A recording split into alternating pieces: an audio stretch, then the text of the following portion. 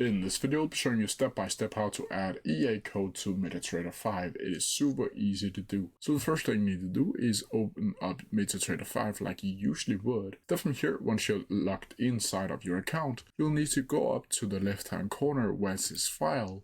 Then you'll need to open the data folder. You can also click Ctrl+Shift+D as a shortcut on your keyboard. From here, it should look something like this.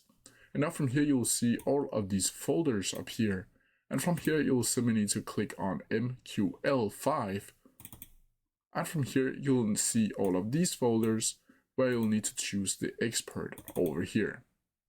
Once you do that, you'll see the advisors, the examples, the free robots, and the markets. You don't need any of these folders to get the EA code inside.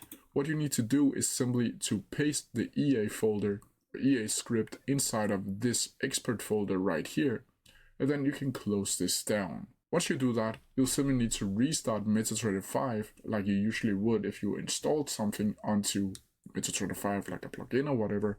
And from here, you'll need to go over to the navigator folder and you'll need to scroll down until you see expert advisors.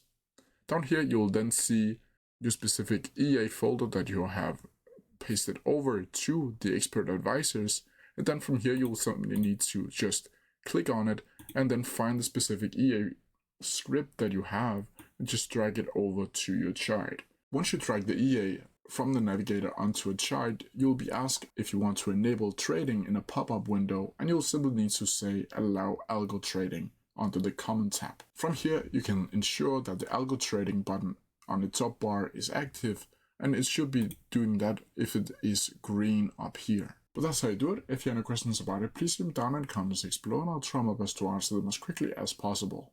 See ya!